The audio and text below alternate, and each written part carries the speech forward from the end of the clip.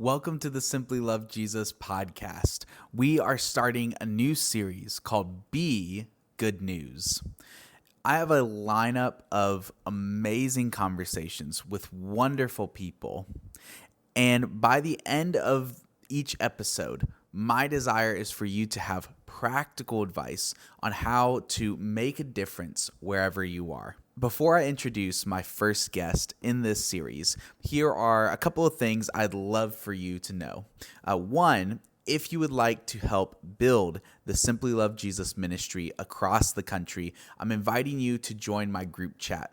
Just send me a message on any of my social media platforms. I'm looking for volunteers, either people who just enjoy chatting online and making new friends, or people who have a desire to build a ministry in your town.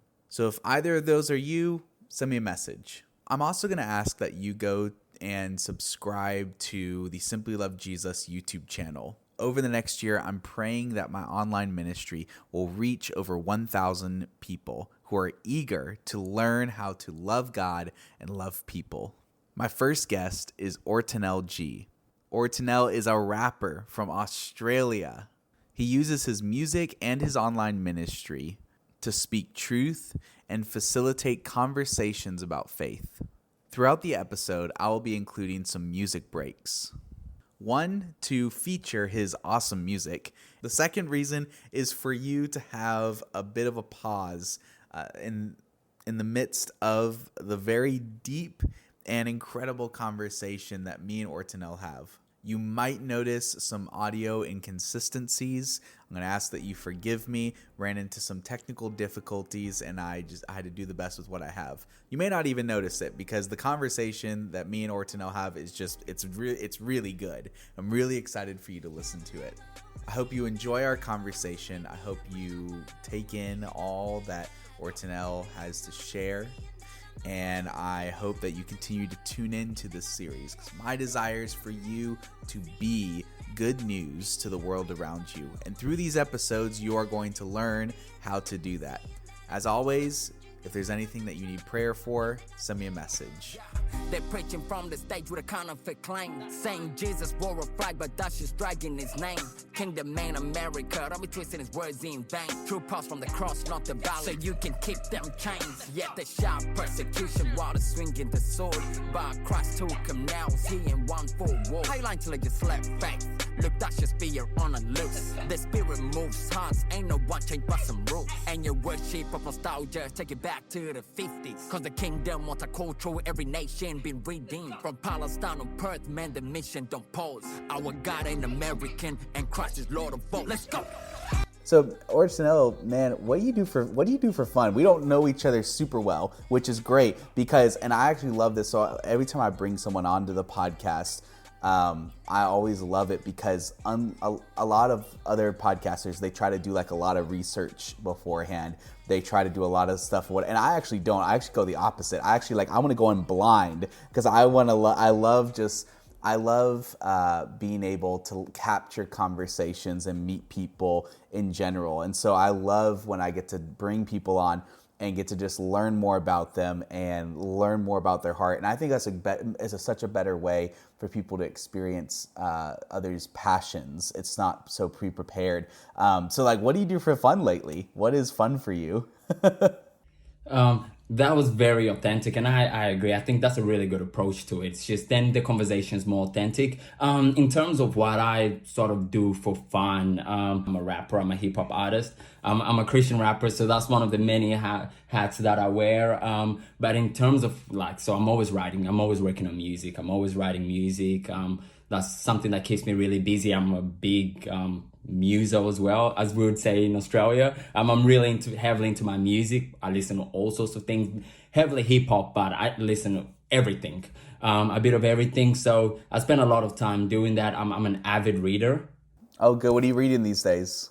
What am I reading these days? So I've been able to get on the Baker's Press. They had this thing where they were doing getting a bit of a review group together, like a few reviewers who can just start reading group. So I was able to get onto that, which they've been able to hook me up with some books before they come out. That's So really cool. I'm going through some of those books at the moment, but a few books that I recently finished reading, The Vision of Ephesians by N.T. Wright. Yeah, N.T. Wright. I love N.T. Wright. I have the last book of his I read was the New Testament in its world. That's with Mike Bird. Yeah, that's a thick read, Yeah. but it's a it's really good. It is It's more of an academic text, but of course, because I spend so much time in like theology, I'm just like, oh yeah, just like casual. Yeah, read. exactly. It's like casual bedtime reading. That's right. Yeah. No, it's such a good resource. I have it on my shelf as well. For Bible studies, like if we're anywhere in the New Testament, that usually ends up coming out. So I finished reading that, and I love N.T. Wright. I have literally a full section on my shelf just dedicated to N.T. Wright. I always joke around with my wife that I want to get his face tattooed on my legs. And she'll never let me. She's like, you're not getting another man's face tattooed on your leg. That's right. There's a lot of questions behind it. Yeah, exactly. Yeah. The another good one along with N.T. Wright is last year I dove a lot into Michael Heisner. So he's a great writer. Read his book, The Unseen Realm. That's a really good one. And then I use a lot mainly for his commentary, but Robert Alter, he is he's a really interesting author because he's an agnostic, but he is considered like the foremost biblical scholar on the Old Testament. And it's really interesting. So he's like the most well-known scholar, and he has such a love. He only is an expert in the Old Testament and as a scholar in it simply because he just loves the Bible, despite he's an agnostic. It's just a really interesting relationship. So I think he approaches it with such like a natural, just academic, and yet at the same time he just nerds out about it. So he has these amazing books I love, like for example, The Art of Biblical Poetry is one of his that he wrote. He does a couple of them, like The Art of Biblical Narrative, but he was most well known because he made his own entire commentary of the Hebrew Bible. And it's really, really, really, really good. So I think it pairs well a lot with N.T. Wright's work. If you want to, that's a good one to check out. But I definitely will. He's definitely going to be on my list next year. Just pick up the one you mentioned. Actually, I might try to pick that up. Did you say the poetry? Yes, the Art of Biblical Poetry. The Art of Biblical Poetry. Yeah. And I'll try. It's really look good. Into that. Really, really, really good.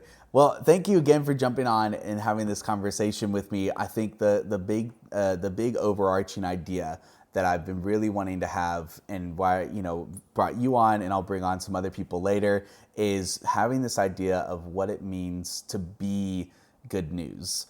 And I really want to emphasize this idea of what it means to be good news, because I think in our modern Christianity, we've become so obsessed with preaching the good news, preaching the gospel, and preaching these things, and yet in the midst of preaching the gospel, we've forgotten what it means to be the gospel. One of the things that it's at least one of these quotes that I consistently float, and I'll put it in a future book, but one of the things that I've said a lot is that the gospel is not just something you believe in, the gospel is something you become.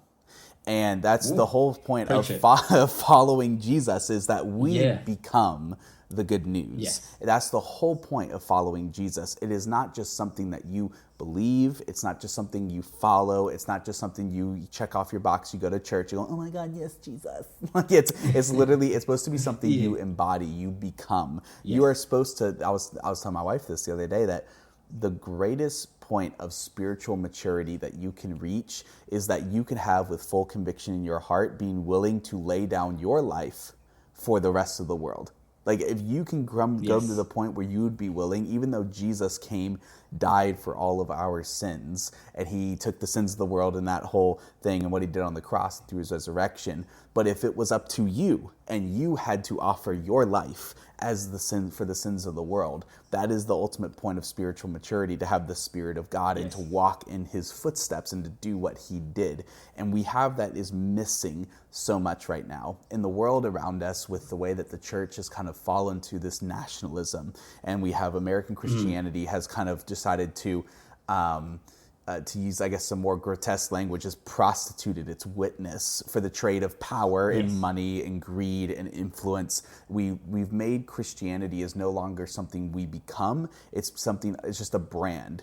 And we've branded Christianity. It's just a nice thing that we put on a shirt. We get our little coffee mugs and we're like, oh my God, Jesus. But the moment that push comes to shove and people are actually suffering, people are actually needing hope and restoration, and not just spiritual, that they will actually provide physical liberation, that we have fallen short and we've dropped the ball. Yes. Because at the end of the day, that churches have been so used to branding Christianity that they don't know what it means to be Christianity. And so I'd love for us specifically, just what resonates on just like a general idea. When you kind of saw me reach out and you had this idea of being good news, what's the first thing that kind of resonates to your heart?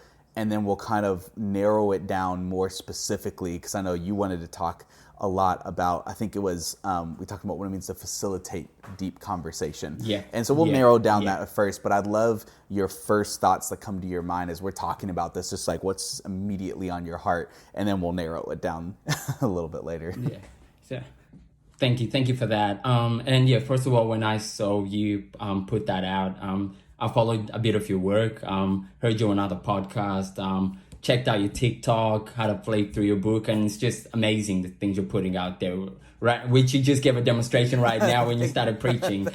It's just like your voice is one that is really, really, really much needed right now. So when I saw you put that out straight away, when I saw the line about what it means to be good news, it was kind of like a yes moment for me, because I've been having very similar conversations with those around me and those in my church community and in my family about, I'm heavily into my theology, and I love my theology. I love the nerdy thing. I'm actually, my story is a bit interesting because I was born and raised in a Pentecostal church, sort of like a Black African Pentecostal church. Grew up a little bit in the Four Square movement, but I'm now part of a Reformed church, which I know people online, like, for example, the crowd that follows me on Thread, constantly calling me names, a leftist and everything. They would find it very interesting if they actually came in and sat around my table. And so, like, the people that I interact with daily, because I am part of like a heavily like Dutch Reformed community, that's just another interesting thing. But within like sort of the Reformed community, as you will probably be aware, with a lot of the neo-Calvinist movement in the US, a lot of it's very deep about like theologies and dogmas and doctrines and all that stuff, and which I am a fan. Like I enjoy reading Calvin's Institutes. I have it on my shelf. Like I enjoyed going, it's a massive read, but I enjoy going through that. I enjoy looking at all that the reformers, whether it's Zwingli, Luther, all that the reformers had to offer and all that good stuff. But at the end of the day, that is not the gospel. That is just theories about what was happening on the cross, what the atonement means, and what basically the idea behind what the gospel is. But that's not the gospel. The gospel, the announcement of good news, primarily, as N.T. Wright and a few other people put it, it's about a new king and a new kingdom. And what that means that we need to live out of that new king and a new kingdom. And I think about like just going back to the origins of the word euangelion, that at the crux of what the euangelion meant, it's that when one of the emperors had won a battle or whatever, it meant that the world was different now. There was a good news that was coming in place, that this king is one or this emperor is one, which means that where we live, things are about to change and things are about to look different. What we were doing yesterday, we probably won't be doing anymore, because there's a new order in town, baby. And I think that's primarily, when I think about the good news, that's what it means. If Jesus is Lord, then our lives need to showcase that. Our lives need to point to that. It's not just as you said, it's not just about having nice mega churches and nice worship concerts, but whilst we're treating the immigrants and strangers like rubbish, or whilst we're doing dodgy dealings, or whilst we're sacrificing our weakness for power. We can't say we're good news people if we're doing that. Being good news people means, as you were saying, self-sacrificially laying our lives down, self-sacrificially caring for those on the margins, self-sacrificially being in those places that nobody else would be listening to those voices that for so long have been pushed to the curbs. That's what it means, because if Jesus is truly Lord, then the powers that be are not. And I'm really starting to sound like anti right there. But if Jesus is Lord, then the powers that be, and we live in a world where we can see the powers like infiltrating with all the craziness that's happening this year, like with everything that's going on in every corner of the earth, because you hear a lot about what's happening in Europe and the Middle East, but my family hails from the Congo in Africa. So I'm pretty in tune with what's going on in African politics and the mess that's going on there as well. And then obviously with everything going on in the US, and just every other day there's something crazy. Like when you hear about all the craziness and what the powers are doing in the world, if we Christians are going to stand and say we're good news people, then we need to show that there's a different way of doing things around here that is consistent with the way of Jesus. And I think when I read that, that's really what stood out to me. And that's kind of why I felt like it was really timely. And I think I was like the second person to comment, because as soon as I saw that, I'm like, I need to comment. Like I need to jump on and just have a conversation about this, because I feel like this is something that is so timely, so needed in all corners of the earth. I love that, and I'm really I'm excited because not only you, but I'll have Bo Stringer on as well, and we'll have a great conversation lined up as well. Before we get even deeper into talking practically about how to have and facilitate deep conversations. And let me be clear, I think specifically the reason why I really want to have these conversations is it's really easy for everyone to put out what's right and what's wrong in the church right now. It's really easy to say this isn't okay, this isn't right, whatever. But I think what a lot of people are not doing is they're not giving practical advice for people to do something about this. I have a big heart because I was a youth pastor for 13 something years, and I have a huge heart for young people, as there's so many influences everywhere that they go. You have a bunch of young people who want to be influencers and have their own YouTube channels, which is great, all the best for them. The problem is you have a lot of people who are not who aren't how do I put it? They're not, I would say, I'm not going to say theologically educated, because I'm not a big stickler on I don't think you need a degree, for example, but I do think you need education, right? There's a difference between having a piece of paper that certifies that I've done this work and somebody who just put in the sweat ethic to just figure it out and do that stuff. And there's not a lot of people who are trying to influence young people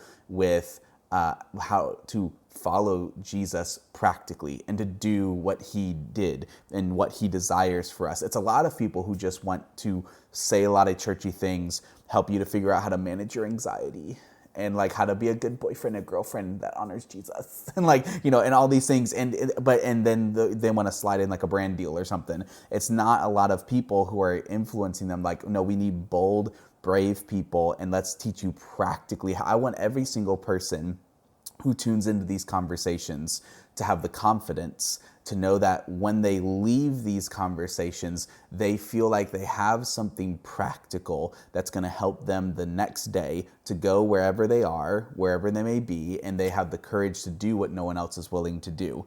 And as we get into that, I want to, especially from your perspective, coming over from Australia, is me being in America. A lot of Americans get their media, they get it censored or it gets propagandized or whatever. And I'd love to know you even talked about how you have a lot of ears over in the Congo, but obviously being in Australia, what is it from your perspective that you guys see that's not only necessarily going on here in America, but specifically what is going on around the world that people aren't paying attention to? And how do you feel like that is important for Christians to understand?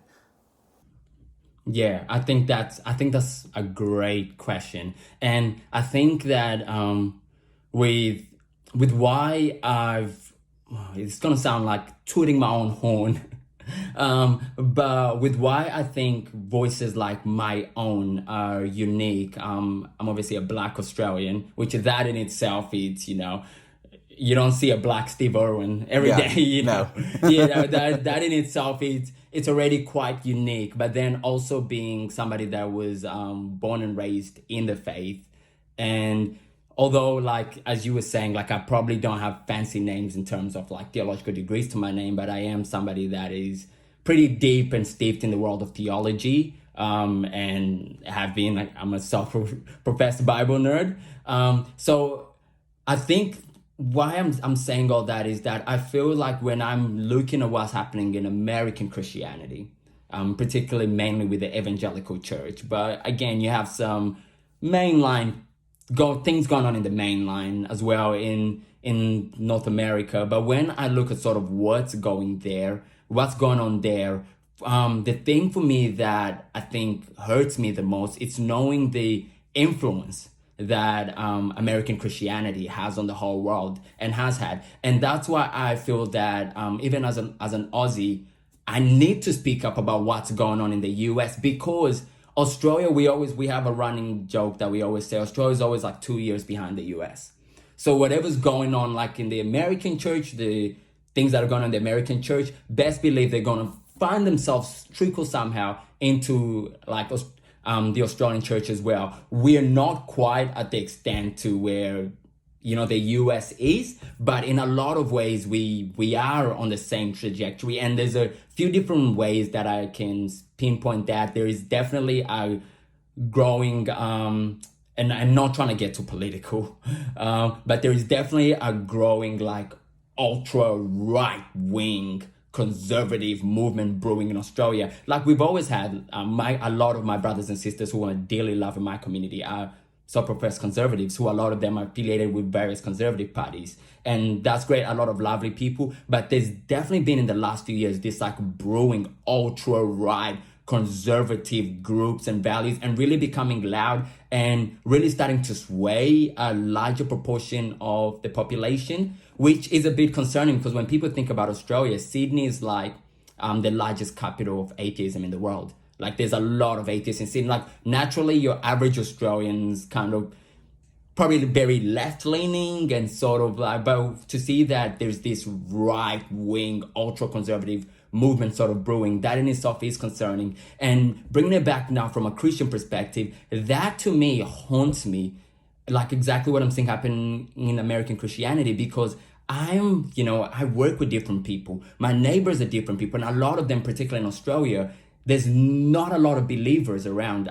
We did a census a few years ago, and the numbers were shockingly low in terms of the average churchgoer in Australia. So we're not a very religious country.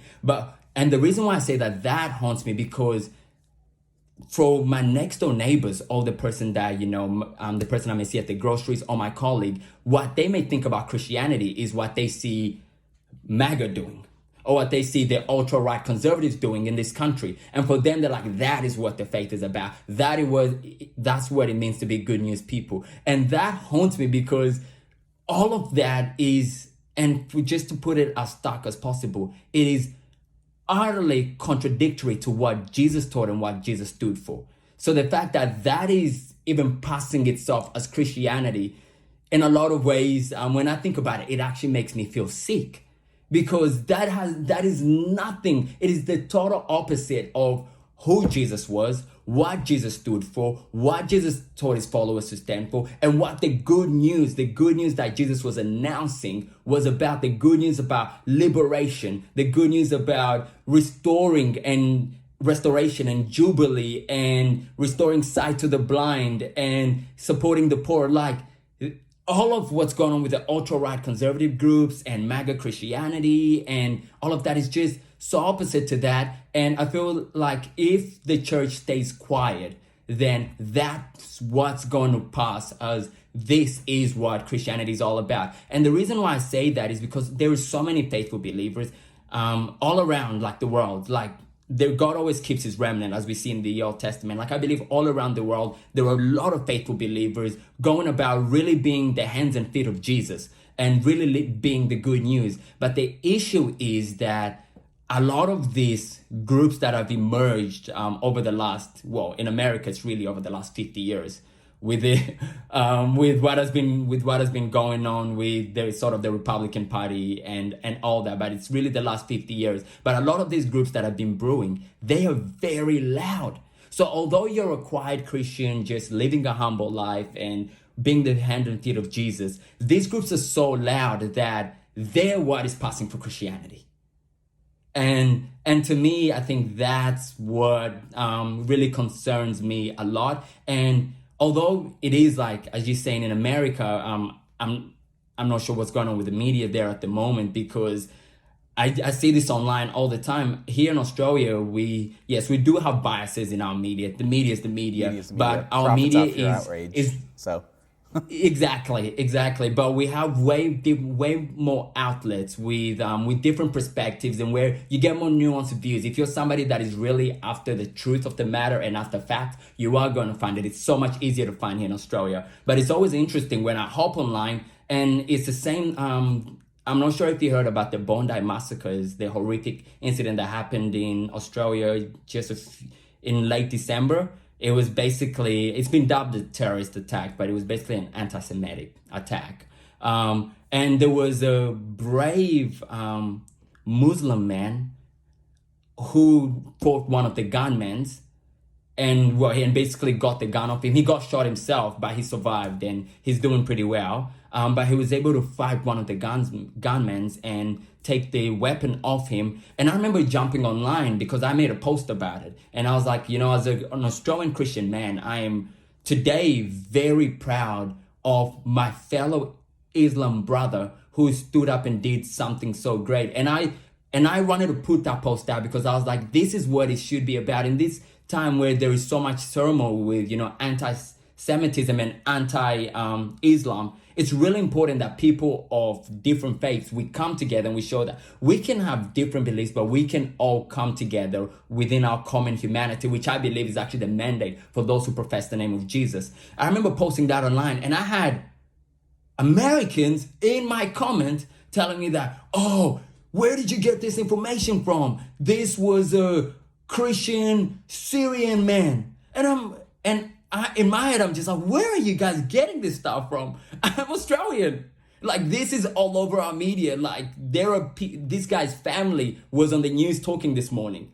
So where are you guys getting this information from that, quote unquote, that this is a Syrian Christian? But then as I went down the rabbit hole, I saw, there were some big right-wing pages sort of pushing that propaganda that this, and that just shows you how media in the US at the moment is twisting everything upside down, which for Australians, it leaves a lot of us dumbfounded because we're like, how can you not do a quick Google search and find the right information? But obviously, there's so many things that are being censored that it's really hard for people to find the right information. So they're just running with these narratives that have been pushed onto them by the higher ups.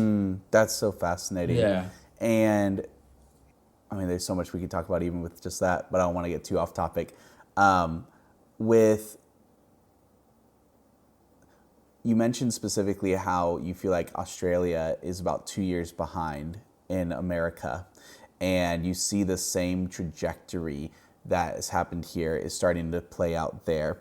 And I often notice, I think part of the reason for that is you have a lot of the same influencers, especially when in growing Christianity. So, I helped when I was living in Atlanta, I helped Hillsong plant one of their churches in Atlanta. Hillsong, obviously big in Australia.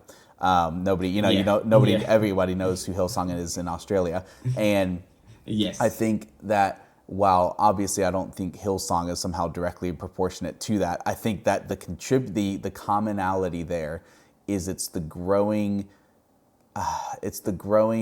issue of, not really the growing issue, the fruition. Oh, excuse me, Sebastian. Hi, Sebastian. Let's get down. Okay, you can say hi. And then He's a gorgeous cat, but he's nothing but air going on up there. He's just there to look pretty. Yeah, I think there's the fruition of what has happened through churches like Hillsong is what has made Christianity a brand. And it's made something that I've called spiritual consumerism. And I think as a result, and why I think that's such a dangerous thing, the spiritual consumerism, is it makes Christianity about entertainment. And in the midst of our entertainment, we stay numb. And when we say numb, I remember years ago, you talk about these more extremist right-wing Christians who are loud, and it's the noise. And I remember 10 years ago when all the same thing, everyone's being so loud. And we were told as Christians, when I was a young pastor, that to not get too political and add to the noise, that the idea of the Christian thing to do was to just kind of stay silent and just ignore it.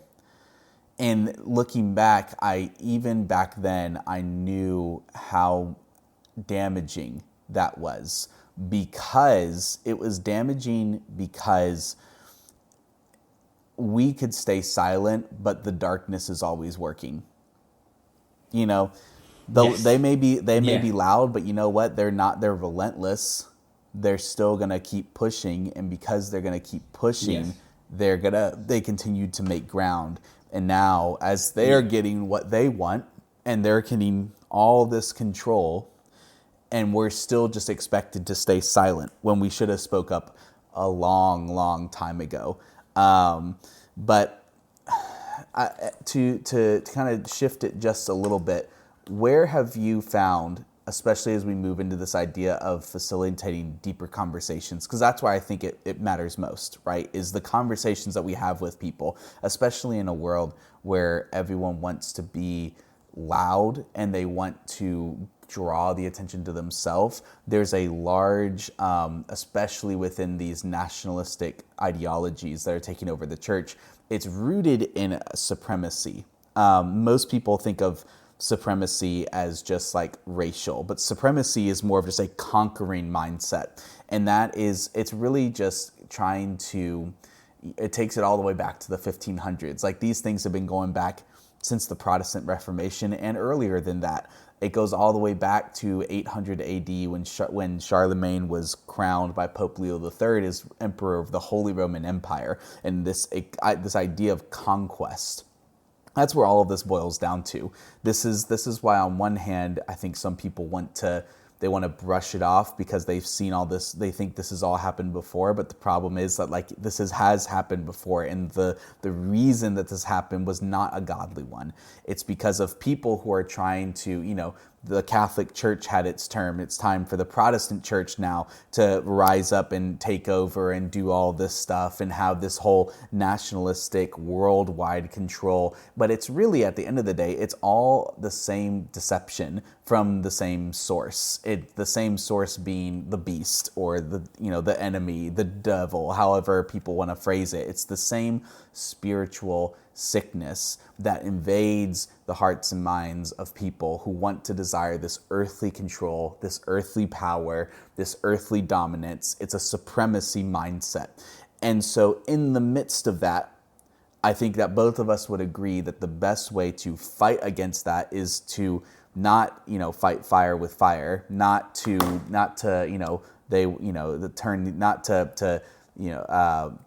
am I forgetting? The eye for an eye. That's the phrase I was looking for. Not the eye for an eye. Yeah, we would both agree that the answer is not an eye for an eye, but instead to follow the teachings of Jesus. And instead of, when they want to use the sword, we instead would rely on the Spirit. When they would want to kill, when they want to take life, we would rather give life. And I think the best way to do that is in our conversations and how we talk to other people.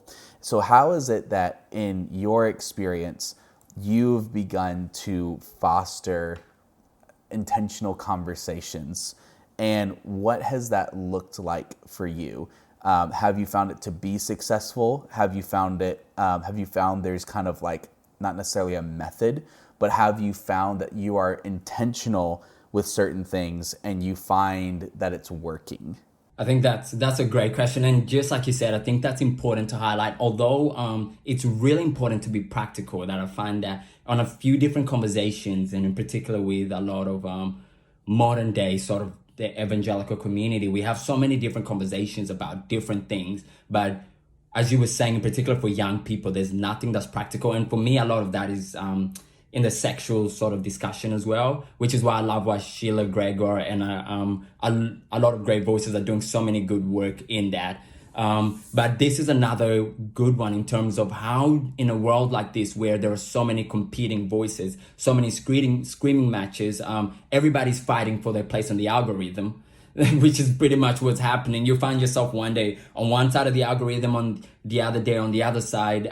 How do you facilitate deep discussions? And for me, a few things, although I don't think there's a method to it, but I think there's practical steps that can be applied across the board for all believers. And one of my biggest things, it comes down to, this is actually was something that N.T. Wright has mentioned in his recent book, The Vision of Ephesians, where it's about the Christian community from the very beginning has always had to be a multicultural, multi-generational, diverse body. And the reason why I say that is only when you have diverse voices coming together and diverse perspectives will you be able to see your blind spot, but will you also be able to show your brother his blind spot or your sister their blind spot as well. And I think that for me, say that one more time, because I think that's that's something that's worth repeating right there. Yeah, I think it is really important to remember that from the very beginning, the Christian church has always had to be multi-generational, multicultural, and diverse, because it is only when we have different diverse voices are we able to have our own blind spots called out, and are we also able to call out the blind spots of our brothers and sisters. And in my walk, how that has looked, like I was mentioning before, I'm part of the Reformed community, and okay, I would say when it comes to my theology, I don't subscribe to a particular camp, because I just think that every theological camp has a lot of great things to offer to the church, but has some not so great things to offer to the church. And just that's kind of where I am in my journey. I think it's Dr. T. Mackey of the Bible Project say that if you're comfortable with your theology, don't read the Bible. Just don't read the Bible, because it's always going to poke holes. And I think that's what from the theologians that I've learned by, and the theologians that, like, for example, your N.T. Wright, your Scott McKnight, your Michael Heisers, that have been in the game for a long time. You can even see them saying that they're like, within my theology, like probably 10% of what I'm saying right now in the next 20 years might be wrong, because that's the thing about theology. And it kind of brings me back to our early discussion, speaking about like theories. These are theories, people trying to piece together the understanding of who God is, what God is up to, why Jesus came, and what Jesus has done. But I say that to say that I am still in the Reformed community. And the reason why I am, that I love it there. I am a racial minority in my community. And I love that because a lot of those brothers and sisters, I'm the first black person that they've ever sat down with and had a proper conversation. I remember in 2019 having a full-on debate. It was like me against like 4 guys talking about Trump. And they were genuinely listening, and they were pushing back, but for them it was like this was the first time that they heard a believer really push against what Trump stands for. And for them it was like, whoa. And then I would say some things and they're like, I've actually never considered that before. I've never thought about that before. And that's just one example. But in so many different ways, we've had that. Now, with that being said, the other reason why I think that being a part of a diverse community is important is, although with everything that's gone on with the ultra-conservative and right-wing, and it's so easy to jump online and see the craziness of what they're doing and slightly start to dehumanize them and even start to demonize them. And I think having brothers and sisters around me who, in a lot of ways, will identify with that camp, it always allows me to humanize them. I have family members who are for Trump, and having those discussions with them. So whenever I jump online and I'm debating someone from like the mega crowd or that, I'm able to see my uncle or auntie or brother or sister that also identifies with that camp, which still allows me to humanize them. Although I disagree with them, just like across the dinner table, the conversations that I have with my family, I'm very clear about my disagreements and why it is wrong and why I think morally, but I think biblically it's wrong. I'll be very clear about that, but I'll still humanize them and I'll still love them and I'll still have the conversation in a way that is not condescending, in a way that is honoring the image bearingness. And I think that, and then I take that on social media as well. Whenever I'm communicating with a person, knowing that this is a person with a family, who is created in the image of God, who is loved by Jesus, and I need to treat them likewise. So I think that's the importance of having a diverse community. And I think I'm going a step further as well. For those that may say, they're in a place where they don't necessarily have access to a diverse community, just maybe where they live, where they're located, they don't have access to necessarily a diverse community. Seek out voices, read more.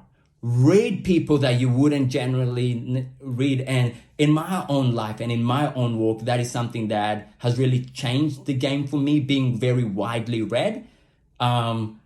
Reading from, for example, I always tell people like reading the books of Rachel Held Evans, the late Rachel Held Evans, just opened my eyes to even how I engage with Christian LGBTQI plus folks. Like just hearing through her books, she was really the introduction that I was like, oh, wait, there's actually a community here that has something to say and that maybe the church should listen.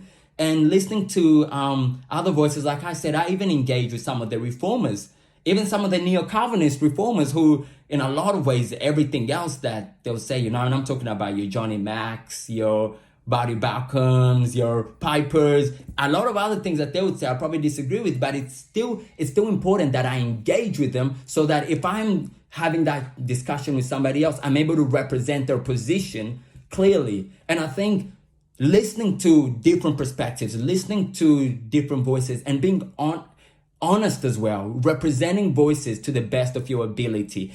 I know sometimes naturally all humans, we do carry biases and sometimes we just may not listen to the person as best as we possibly could, but always going into conversations with that humility. I want to represent this person's position as best as possible, really understand it, and then try to link it up with what scripture is saying, try to link it up with what other voices are saying, and see if this is really adding up. And I think those are probably some of my very practical ways. I think community, I think that's pretty much what I've been saying. Community is so important, but reading widely, podcasts, if you're not an avid reader, there are so many podcasts out there with different diverse voices. Listen to the diverse voices. Listen to Charlie Kirk. Go and listen to Charlie Kirk and then go listen to April Ajoy. Like listen to the different voices and what they're saying, and then from that start to bring things together. Yeah, I know they're capping, but I get it by the capping. They're always chasing dollars, damn stacking, but it's slacking. I see them running after goals, I try to tell them stop. If you ain't got the spirit, yeah, you're missing from the top of money, pride fades. So please don't get me twisted, my wealth is in the kingdom, that's where it's been encrypted. They keep flexing up on Instagram, showing off the cheddar, but when death's knocking at the door, they cloud to make it better. Look, Jesus that he rose again, he paid my price. Them flexing up on Instagram will never get the hype. Homie, open up your eyes, don't listen to the lies. Money don't bring your roots, only Christ bring the truth. But I think for those who will be listening to this episode, so far we've come away with several different things. If someone comes up to us and they would say, "Hey, I want to learn how to be good news by facilitating deep conversation." So far, through what you've already shared, the first thing is to diversify. Diversify your knowledge, diversify your community, diversify the people you surround yourself with and the knowledge that you're taking in. And also when you're facilitating good conversation, I think they seamlessly kind of go hand in hand, is make sure that you are speaking the other person's language. Make sure that when that person is listening to you, they know that you fully understand their position. That you know what they're trying to get. You know the language they're trying to speak. You know what their goals are. And then I would add this third one in here as well, is to ask good questions. Bring it back to simple questions. For example, let's say we have this imaginary scenario, and we got this guy named, we'll say his name's, I don't know, I'll say Greg.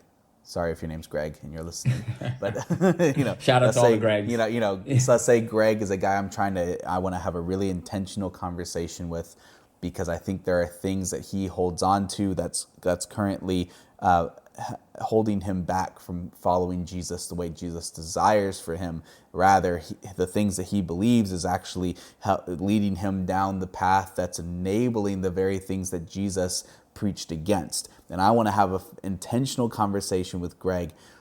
I want to make sure that when it comes down to diversifying our audience, all these things we've taken into consideration, I'd ask a very simple question, and I would bring it down to two questions. I would say, what is it that you're hoping for in the long run? Like, what is it that that you think this will lead up to?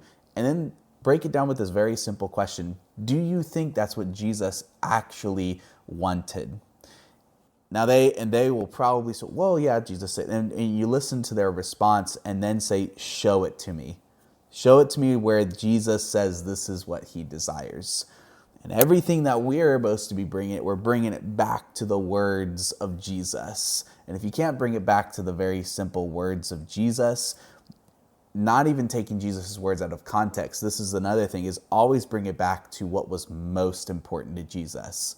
If it doesn't bring it back down to loving God and loving people, and that's the filter through everything else, and then you bring his words and you filter it through those words, if you can't do that, then you can that's your anchor point that you can bring people back to. Now, if somebody says, I don't care about Jesus, well, then we can have a whole different conversation about that. But when it comes to being good news, especially in a world where unfortunately, our number one opponents are Christians themselves, it's important that you just have to ground people in what is it that you desire.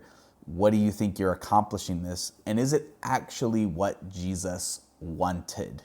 So to recap, to kind of go over three things, if someone's listening, it's diversify your content, diversify your community, and ask really good questions. Because that's what we got so far. So what would you add to that? I think that summary was spot on, perfect. And I love how you added asking good questions. There's actually a great book by Marty Solomon, who runs the Be My podcast.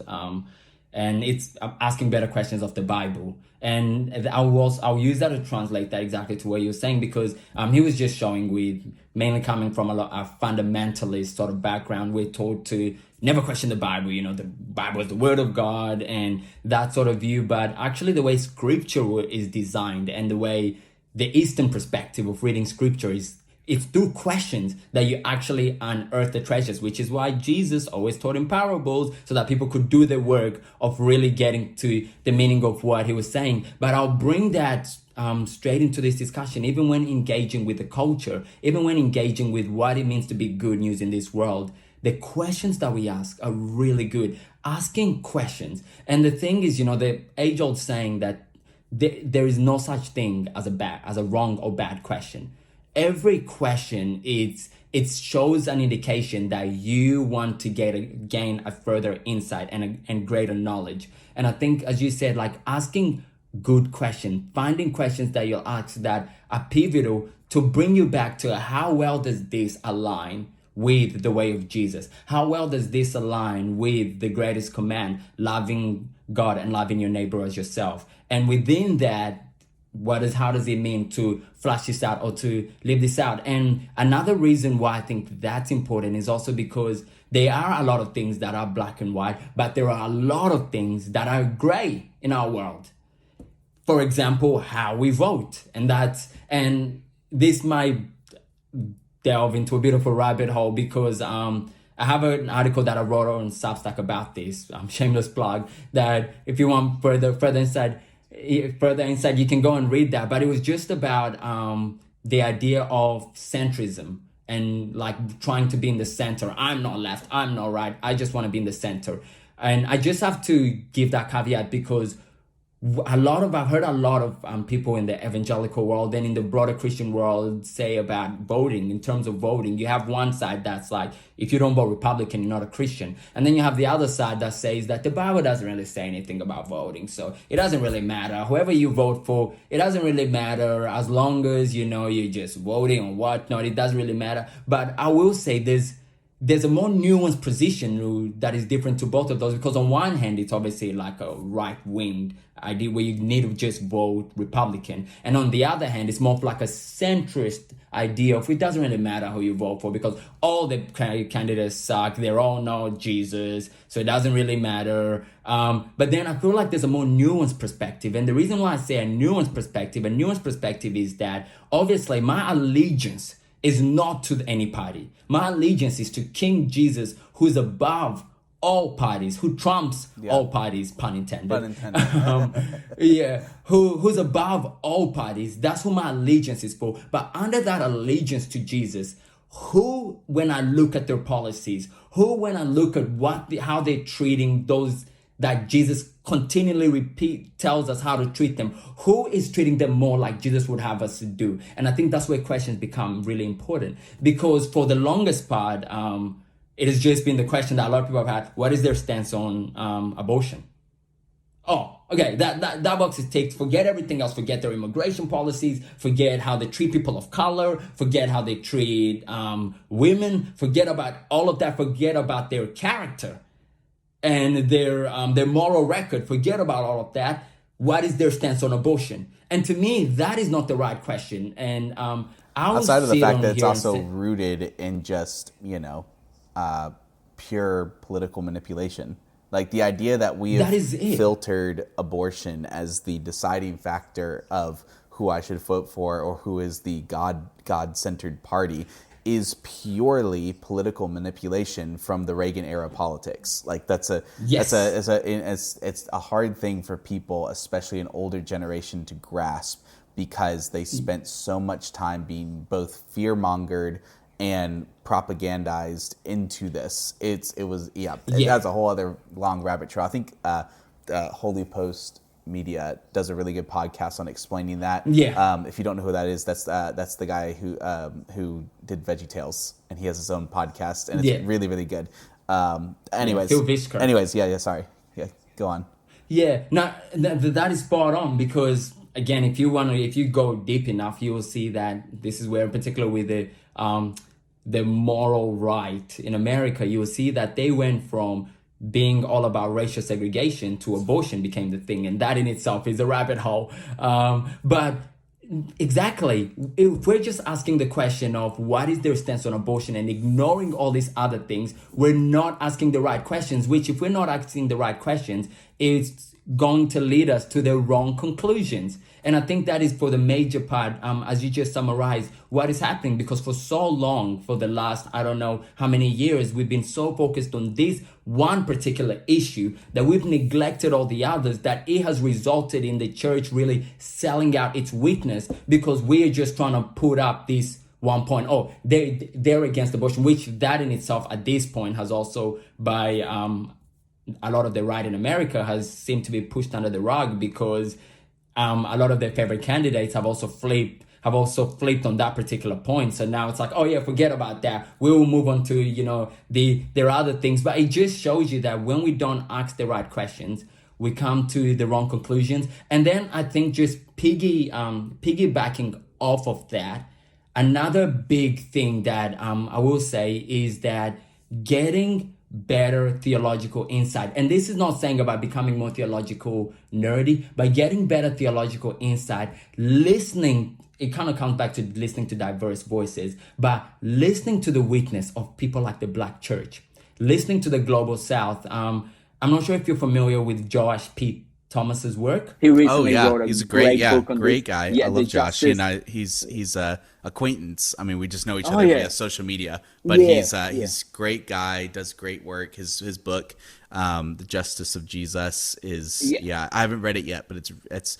on my shelf and I have to read it. It's incredible. I devoured it in like a week. It is just that it is incredible. But that's what I was about to allude to, because he shows that if we listen to a lot of believers from the Global South, a lot of these things that most of us in the US, but I'll even put Australia right in there, that are being so concerned about believers in the global South.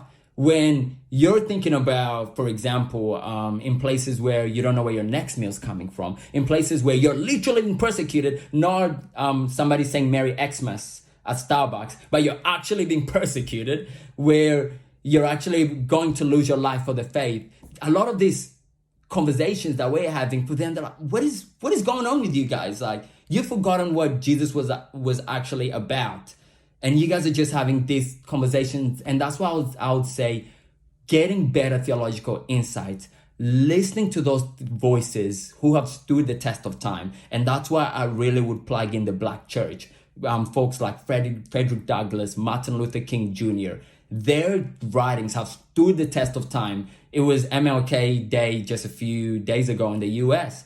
And it's just showing how what MLK was talking about, for example, in the letters from Birmingham jail, literally you could think he wrote that just a week ago with everything that's currently happening in the US. Like, it has stood the test of time. So listening to those theological voices as well, and seeing how they plug in to the biblical prophets, they plug in to the gospel writers, and showcase how we can be good news in the current contemporary world. So I think that's the other thing I'll add as well. Yeah. Yeah, I love that. Can you think of a specific time when you have facilitated a deep conversation with someone and you feel like it actually went exactly as you were hoping for? Yeah, that's a good point. I think a conversation that I will sort of bring up, it was during the Black Lives Matter sort of things going on in 2020. And I'm a pretty young guy. I'm in my mid-20s at the moment. So I was pretty young. I was just in probably my late teens back then, which is shameless plug. When I jump online and I'm talking about a lot of these things, and people are like, what's going on? Like, who's brainwashed you? And it's funny because I was talking about these similar things in my teens, like as a late teen. But I remember talking to a brother during like the Black Lives Matter movement. He was a white brother from a more sort of conservative side of stuff, and he just couldn't understand why people were going nuts in the street. Why people have had it, why people weren't, why people were basically cussing out law enforcement and all this. And he's like, haven't you read Romans 13? Like, how we need to obey authorities and stuff. And I will give him props because he displayed a lot of humility in that conversation as well, because he did take out the time to hear me out. But I remember meeting him where he was. We did go through Romans 13, sort of starting there. And it's like, so what is Paul talking about in Romans 13? And what does Paul? And it's really interesting because Paul says in Romans 13 that if people are basically doing the right thing, they shouldn't be fearing the sword, because he says that God has put people in authority to basically keep people intact through the sword, which means that if people are doing the right thing, are going about their business, doing the right thing, they shouldn't be living out of fear of the sword, which straight away in regards to policing in the US and the history of policing in the US, that using Romans 13 just collapses, because a lot of dark-skinned folks, and I have family in the US in Texas, and having conversations with them, how it feels to be a colored person in the US and how they think about law enforcement, and hearing their stories, it is terrifying. It's like Romans 13, because they're doing the right thing, but as soon as a car pulls up, they're frightened for their life. Although they're in the right, they're doing the right things, they gave them the license, they're still frightened for their life. So I remember going with this brother, starting from there, but then from there starting to look at the statistics, showing literally the research that was done a few years, it might be maybe 10 years old now, but about when cops stop people of color versus stop Caucasians in the US, and how that sort of looked like, and then obviously deaths in police custody and so forth. And then I remember also another thing I presented was Christian voices, Black Christian voices, Esau McCaulley, and a lot of other great Black American Christian voices who are speaking about the same thing. These are God-fearing men who love the Lord, who love their family, who are not gang affiliated, who are going about their day, and the treatment that they've had from law enforcement. And I'm like, so this is not just, it's not one bad apple. We're talking about, this is a systemic thing that has been going on for far too long. We can go all the way to the 1992 riots in LA. We can go even further than that. And then you go to the history of where all this began with how people of color were being treated in the civil rights movement and back then. But anyway, so sort of gave him all that, and he displayed a lot of humility, but he really at the end of it was like, I've never sort of considered all that before. But I think why, as I reflect why that went well, it was one, when I came into it, and I'll be very careful saying this, because this is something that I do believe that those who have been marginalized and oppressed, we always tell them that they need to hold their feelings intact, that they need to be controlled. And no, sometimes righteous anger is a thing. Like when people have been oppressed for so long, their only healthy response sometimes, it is anger. But I think if you can be in a place where you're supposed to have that conversation, coming in from a place of, I hear what you're saying, but can you hear me out? And I think that's where it sort of started, meeting them where they were with Romans 13, sort of starting there, and then going through the statistics, and then to still make them sort of feel comfortable, showing them that you're very brothers and sisters in the faith. Men who are godly men, who are doing incredible work in the kingdom, who are being good news day in and day out, they're still getting treated like this by law enforcement. And I think just his response from that was like, wow. And we've had a lot of different conversations after that, but it's really seeing his perspective just change on this whole thing, where some people will call him a social justice warrior now, because he's almost on the other side where he's like, he sends me stuff and he's like, look at what's happening. Look what's going on. What's currently going on with the administration in the US. And another good example that I've done, this wasn't me facilitating a conversation, but this was me sort of wanting to learn. And this is what I'll plead with anybody listening to do. Whenever something happens that you're not most equipped to be the man, as you were saying, supremacy, a lot of us, particularly Christians, we think since the Bible is the word of God and since it is the truth, we believe that naturally since we're Bible people, then we don't need to listen to anybody else's voice. We need to be the ultimate authority on everything that happens in the globe, and mainly as well, you know, the white male ideal of I need to be the ultimate authority on everything. I would just remind us that having that humility, and I say that because when sort of the Gaza-Israel thing started in late 2023 in October, I remember my first response was I jumped on Wikipedia and I jumped online and looked at a few articles, and Manthur Isaac, who's doing amazing stuff, got into his book. But I had a brother around who's a Middle Eastern brother who knew sort of the Middle East history really well. And I remember my first thing was I reached out to him. I was like, I have no idea what's going on, brother. Please give me as much information as you can. I want to hear it from your perspective. And then because I heard his perspective, and then I have a few Jewish people in my life as well that I trust. I reached out to them as well. I was like, I have no idea on this. I want to hear your perspectives on this.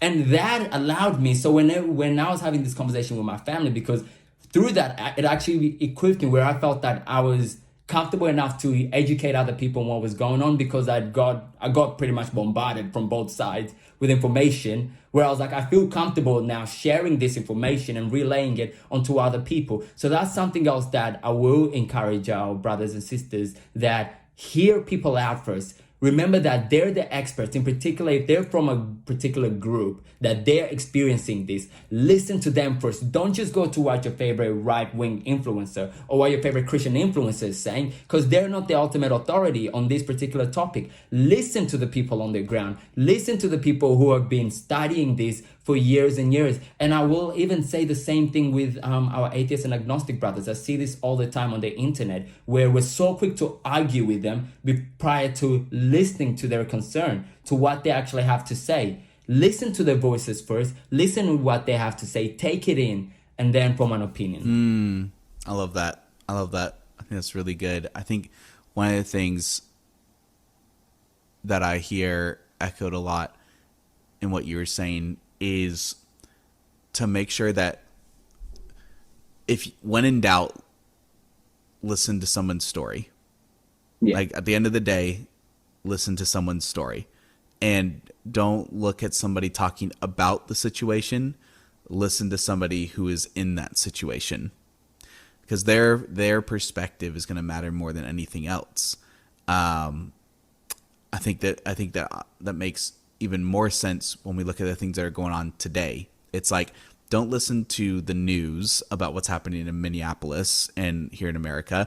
Go and call your friends who live in Minneapolis, Yes. who are there. What are they Yeah. saying? Yeah. If you want to listen to them, because no one can deny what you've seen with your own eyes and what you've heard Yeah. with your own ears. And then listening to that information, you can then begin to sort it out for yourself. I posted this the other day, and it was one of those things that I was like, a lot of times I'll post a lot of stuff, and sometimes it may not get a lot of traction because it just doesn't show up on the feed. Almost always, if I post anything remotely political, it'll tend to like blow up a little bit more. So this is one of those things that I really thought was going to blow up, but it really didn't get much traction, which I'm fine with. I didn't post it to get traction. It was just, I tend to like use threads, just like things that I post, random thoughts that I'm actually going to add to books later, but I want to like write down the thought right now so I don't forget it. And so I just like blurb stuff out there.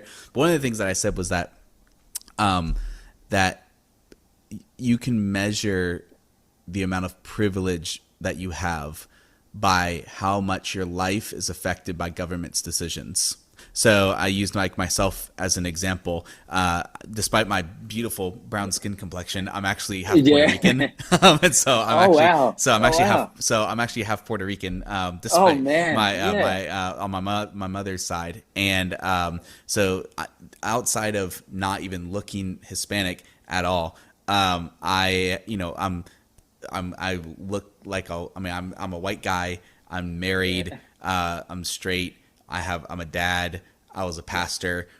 For the lack of better words, my life is relatively unaffected by decisions that the government makes. And therefore I have a lot of privilege.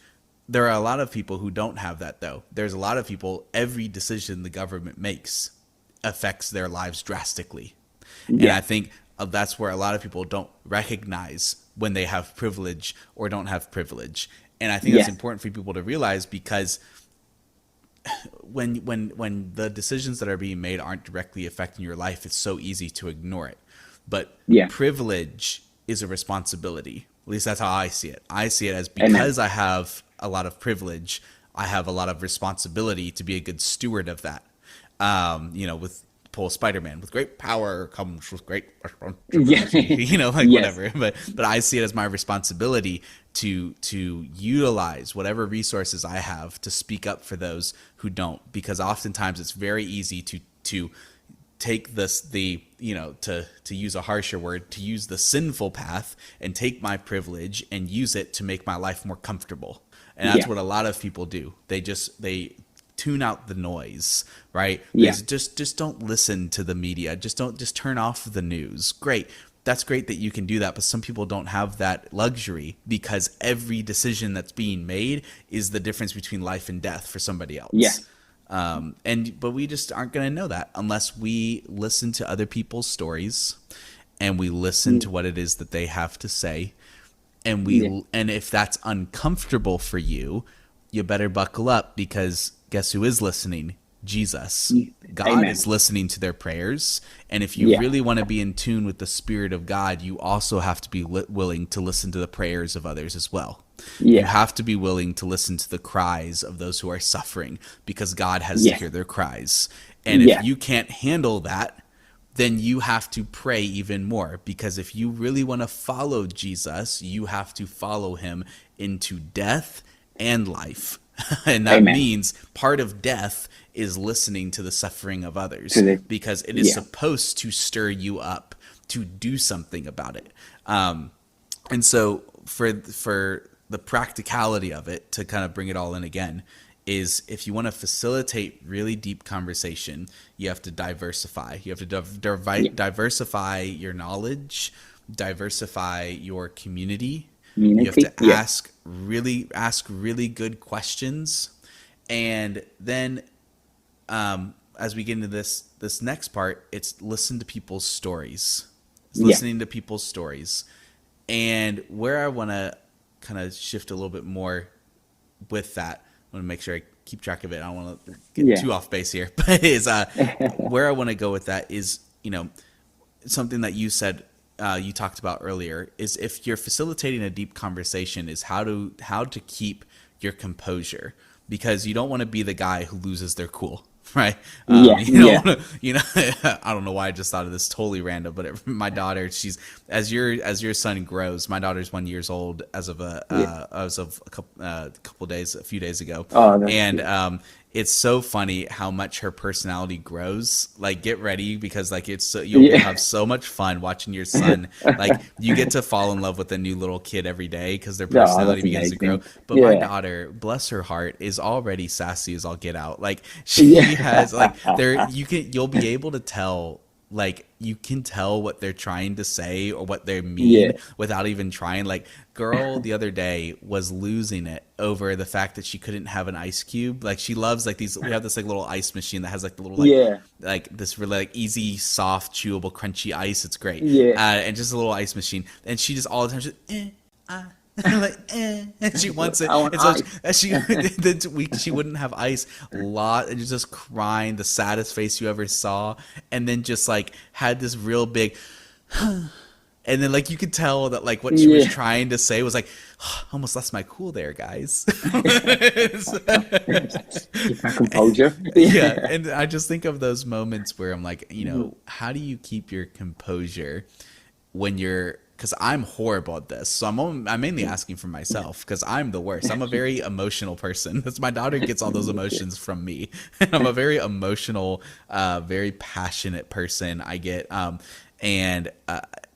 when you're having hard conversations with people and you're trying to get them to just like, you want to just like shake them in the face, like, do you not see what's happening? I mean, like, what do you tell yourself when you find yourself starting to get that anger or that frustration or lack of patience is rising up? Have you done anything successful? I'm still trying to figure it out, but have you been at any success at being able to just like keep that composure, keep your cool, and control that kind of conversation?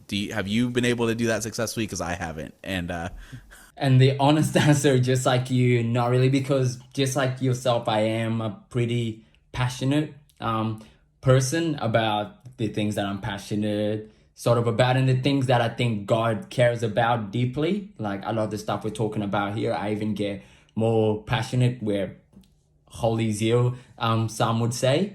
But with that said, something that in my life I've sort of had to do, and this is where, I praise God for having a good marriage and having a marriage where there is no power imbalances. My wife always feels, at any time, she feels comfortable to check me on anything. And it's vice versa, where there are no power imbalances. That's always been great, because when I do get passionate about things, or I may have a conversation, I may say something harshly or rashly the way I shouldn't have, she'll check me on that later.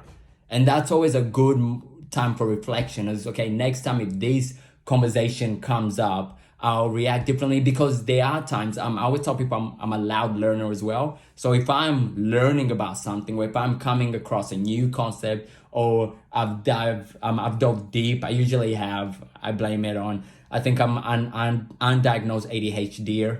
So I always blame it on like the ADHD. I just have seasons where I might get obsessed with something. I remember there was a few seasons back where I just took a deep dive into like Australian history and some of the systematic things that were going on there, and that's all I wanted to chew everybody's ear off about.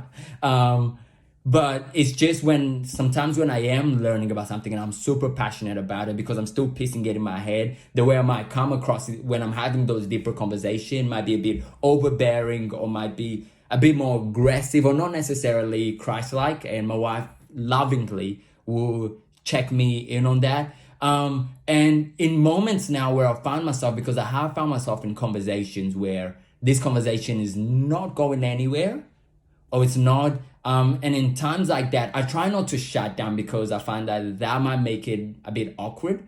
In times like that, I'll sort of try to pull back either, and this is just from my personality, I'm not sure if this would work everyone, either try to make a joke to keep things a bit more lightheaded, or maybe take things in a different direction. And there are times, and the other thing I'll say as well, Jesus tells us in the Gospels to be as wise as serpents, but as innocent as doves. And I think going into some of these conversations sometimes, it's really wise to read the room. Like, to read the room going into it, because there are some conversations where I've went into it and they want to tell me how much they love Trump. And we're sort of having dinner with my wife. We're getting to meet this family for the first time. And I'm like, this is not the place or time. If we meet in a different setting or in a different place, or maybe when I get to know you a bit more, I'll be comfortable to have this conversation with you. And I can usually tell my wife, because she will have this little smirk when they're telling me about this. In her head, she's like, only if they knew what he wants to say right now. But he's just sort of bottling it in. So I'll say it's just being wise in the setting as well, because the thing that we want to do at all times, and the calling, as you were saying, that self-sacrificial love, is to love and honor the human dignity of every person, even when they're in the wrong, because that's what Jesus does for us time and time again. He sees all of our foolishness when we still have everything backwards, and he still loves us, and he's still patient with us. Not that he agrees with our nonsense, but he still loves us, and we just need to have that for others. It is hard, and I think even the answers I get, there's nothing substantial. This is just some things that I've been trialing. So it is a really hard thing to do, in particular when it is topics like this where people are really suffering and people are really hurting. It is very easy to get passionate and let your emotions run over, but that's where, again, as we were saying, that self-sacrificial love, where, remember, even this human being who may have their politics and everything backwards is still loved by Jesus. And the other big thing, coming back to the idea of the powers, Ephesians 6, we need to remember that people that may be MAGA, or people that may be ultra-right conservatives, or people that may be whatever, they're not our enemies. Our enemies is the darkness and evil that is lurking around trying to destroy human life. That is our enemy. And sometimes these people and these governments may be puppets of that. So we need to stand against it. But they're not our enemies, because they're still human beings loved by God. And I think that is also really important to just have in our back of our minds whenever we go into these conversations. The spirit moves hearts, ain't no watching but some rules. And your worship of nostalgia, take it back to the 50s. Cause the kingdom wants a culture, every nation been redeemed. From Palestine to Perth, man, the mission don't pause. Our God ain't American, and Christ is Lord of all. Let's go!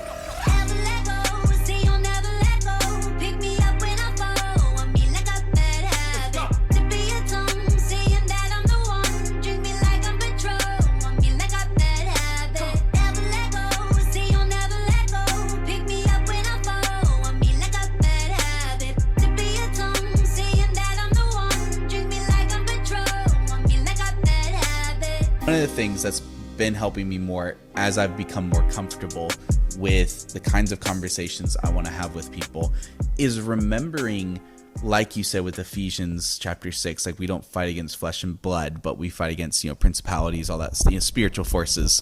It's helped me to remember that the people that I'm having conversations with, they've been deceived. And that's a really helpful perspective for me, because it's like a lot of times you're not dealing with someone who is malicious, right? You're not dealing with someone who is evil. The truly evil people are fewer than what you think, because they're the ones who have been given authority on earth, power, greed, all the money. Your average person, your neighbor, the average person who's not a multi-billionaire who's lobbying to make your life worse so that they can be richer, they're not your enemy. They've just been deceived. And in that scenario, it makes you almost take pity, if anything, or compassion. How's you help? I guess that's a nicer word than pity, but it helps you to have more compassion. And that changes the perspective. You're not talking to somebody who is plotting against you. You're talking about someone who's lost. Yeah. They're lost. And Yeah. I think, and I think that's helpful because it changes what it means to lead someone to the light when you know that they're lost. When someone's lost and they don't know where to go, they're gonna be frantic. Everyone's gonna react differently to literally being lost. Like, you're in the woods and you're in the dark and you're lost, and one person says they know that, everyone's gonna react differently to what that's like. And it may change how you lead that person. Another thing that's been helping me is to bring it to reality. I was talking to somebody the other day. We were having a deep conversation about all this stuff.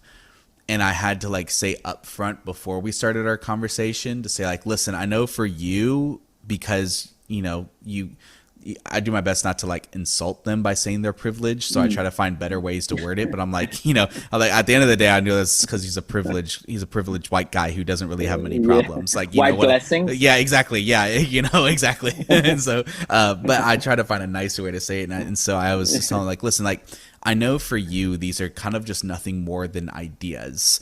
These aren't really affecting your life, but I'm talking because I have friends who it is affecting. I have friends whose lives are actually in danger. This is not this is not playtime for them. This is not just sitting around a coffee table having, oh my God, this is a fun conversation. This is people are actually being hurt. Friends of mine are actually in danger. People are actually suffering. Evil is actually happening. And for me, that's what makes it, this is a much more personal conversation, and why it's more important for me that you see the truth.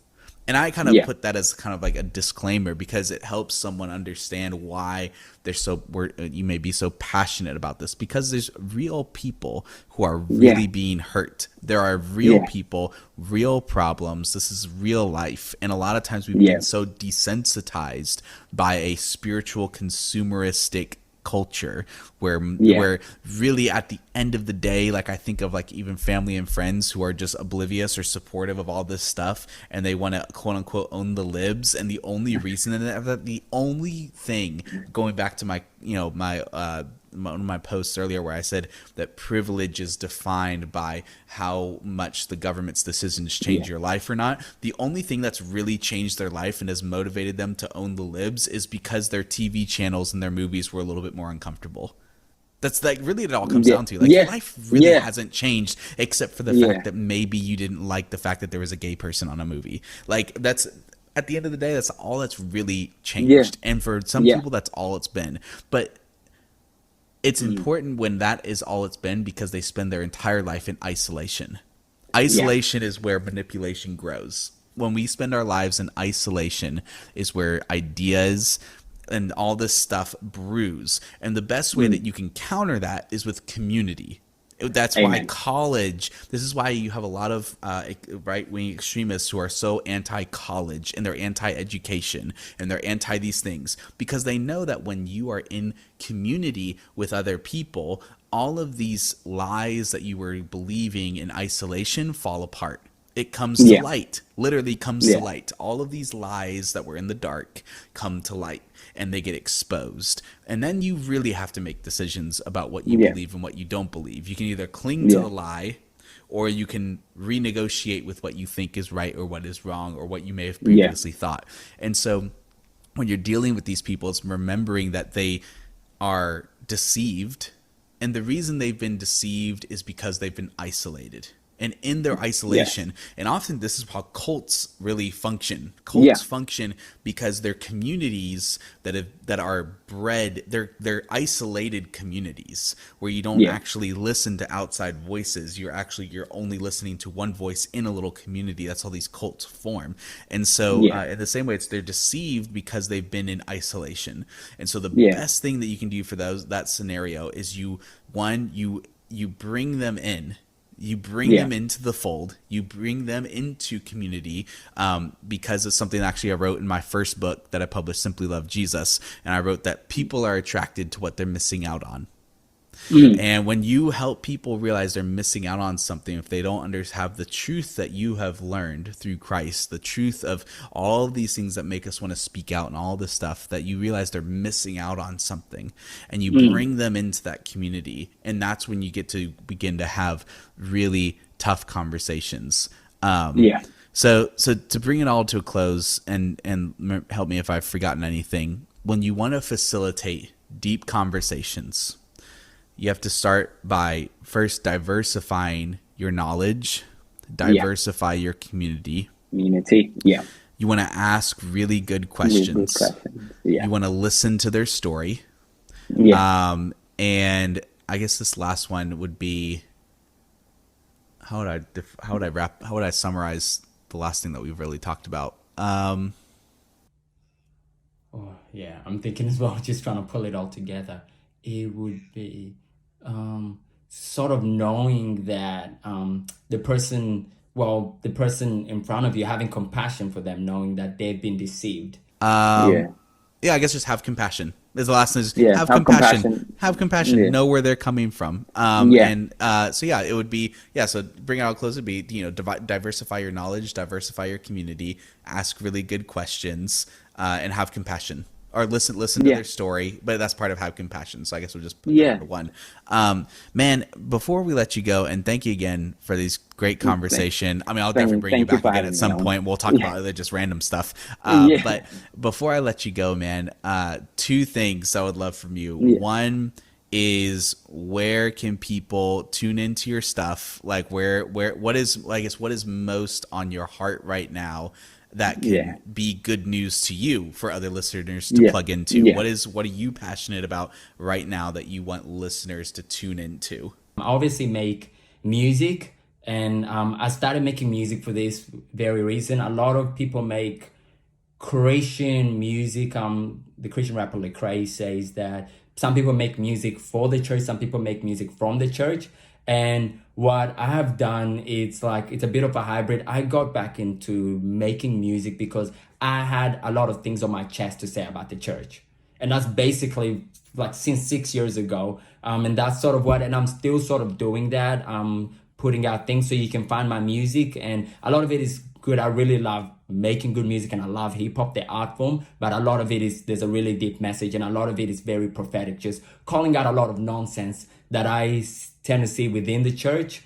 So there is that, but the Lord has really helped in the last few years with Threads.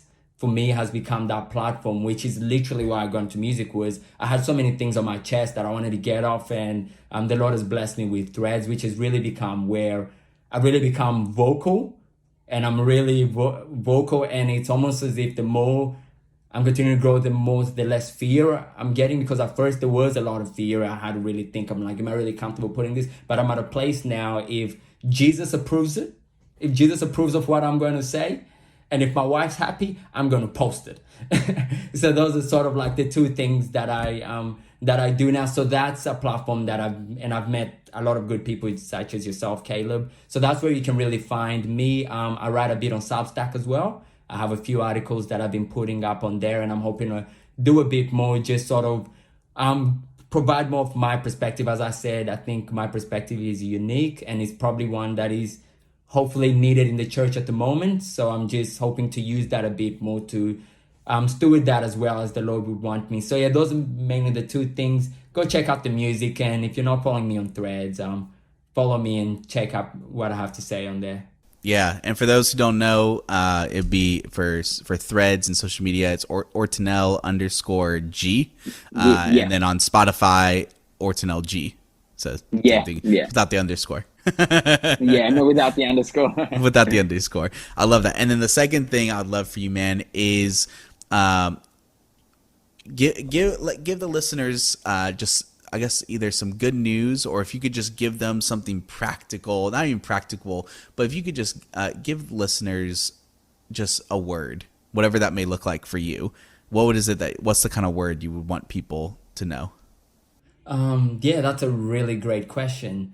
I just finished listening to a book, an audio book known as The Story of the Trinity, which is by Brian Lifton, and he basically just goes over like basically the Nicene Creed and how we got the doctrine of the Trinity and stuff. But his last chapter was phenomenal, how he finished it, quoting Karl Barth, and he says that the last words are that God didn't want to live without humanity. So God himself becomes human. And I think that is really important to remember God's commitment to humanity. We're living in a very interesting time of human history. Generally, I have a newborn, so I'm constantly asking like the craziness of me raising my child in this world at the moment, because it's a very crazy time, but it's just hopeful remembering that God is so committed to humanity that he became one of us, that Jesus, who is part of the Godhead, is a human. Like it is quite crazy when you think about it. So just remembering that God knows where we're coming from. God knows what it means to be oppressed, because Jesus was born in a very oppressive time, that Jesus underwent injustice himself. God knows what it means to be oppressed. God knows what it means to live for fear of your life. The last 24 hours of Jesus's life was one of a lot of fear and just a lot of uncertainty as well. So just knowing that. And then I would also want to connect that with, due to God's commitment for humanity, God always uses a group of people to continue to remind everybody else that God's still committed to them. And I think about this, my favorite verse in the Bible is Genesis 12 verse 3, where God tells Abraham that through your offspring, all the nations of the earth will be blessed. Because I think that summarizes biblical theology right there. That's the whole storyline of the Bible. God always picks a group of people so that he can bless the whole world. And God is calling the church at the moment for us to wake up and follow Jesus, so that this world that there is so much darkness and uncertainty, they may get the light of God and know about the love of God, know about the commitment of God. So yeah, I think remember that God is still committed to humanity, no matter all the craziness that we see. And that's why God wants the church to wake up, so that the world can see that. Yeah, I know they're capping, but I get it while they're capping. They're always chasing dollars, damn stacking, but it's lacking. I see them running after goals, I try to tell them stop. If you ain't got the spirit, yeah, you're missing from the top of money, pride fades. So please don't get me twisted, my wealth is in the kingdom, that's where it's been encrypted. They keep flexing up on Instagram, showing off the cheddar, but when death's knocking at the door, they clout to make it better. Look, Jesus died, he rose again, he paying my price. Damn, flexing up on Instagram will never get the hype. Homie, open up your eyes, don't listen to the lies. Money don't bring your roots, only Christ bring the truth. But regardless, they wanna cash it anyway. They said money's all them folks really care. But I found a living truth, so I gotta show the proof. That's why I'm pushing their truth, no mercy when I'm in the booth. Got my hands in the air, I wave them side to side, cause I just don't care. Homie, look, got my hands in the air, I wave them side to side, cause I just don't care. Hey, I could care less, bruh, I could care less. I could care less, man, I could care less. I could care less, bruh, I could care less. I could care less, man, I could care less. Got my hands in the air, I wave them side to side, cause I just don't care. Homie, look, got my hands in the air, I wave them side to side, cause I just don't care. Hey, I could care less, bruh, I could care less. I could care less, man, I could care less. I could care less, bruh, I could care less. I could care less, man, I could care less. I could care less, bruh, I could care less. I could care less, man, I could care less. I could care less, bruh, I could care less. I could care less, man, I could care less.